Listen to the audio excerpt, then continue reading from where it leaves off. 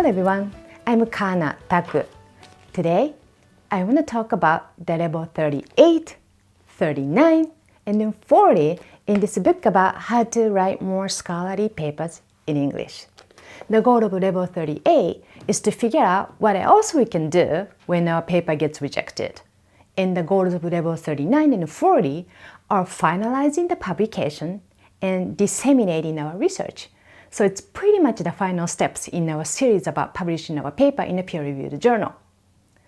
So let's talk through some of the many reasons why papers can be rejected so we can understand how we can use these rejections as helpful insight to tweak our research or paper, instead of feeling stymied as if it were a personal attack. Well, first of all, many publications are inundated with an overwhelming number of submissions.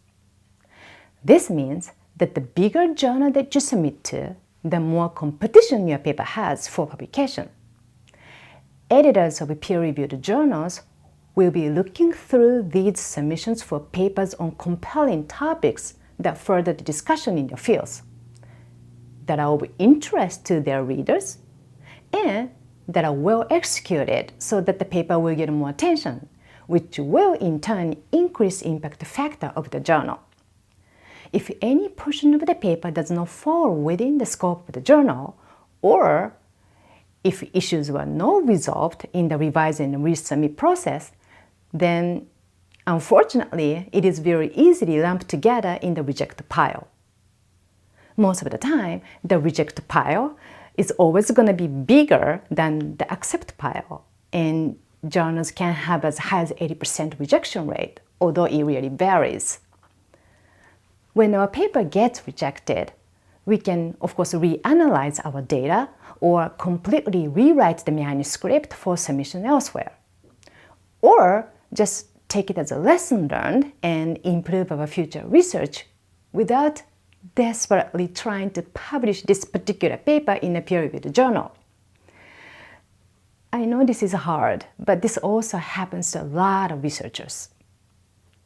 So if your research findings are fundamentally sound, but are not sufficiently rigorous or statistically significant enough for the level of a particular peer-reviewed journal, there are still some options to share your findings.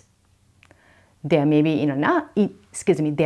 internal journals within universities or local scholastic associations that may be interested in your work. Or it might be suitable to include a part of your paper for a form of a chapter in a larger collection of a book or series on your topic that would be more accessible to the general public.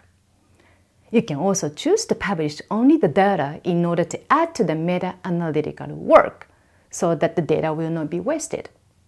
You can also share your research more directly and heuristically through interviews or conference presentations. No matter which way we go, we are hoping to use these opportunities to further advance our career and ideally our research field in general.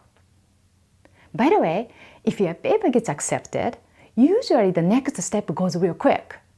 Check, proofread, sign the agreement form, and your paper will have DOI or Digital Object Identifier number. And now it's all official. No matter how we disseminate our research, it's really important to get the word out too. Share your web links for your interviews, presentations, and publications on your social media or blogs.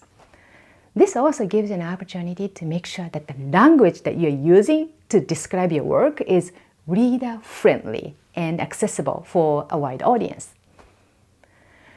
Well, although this entire process may take a full year from proposal to dissemination, now you can pat yourself on the back.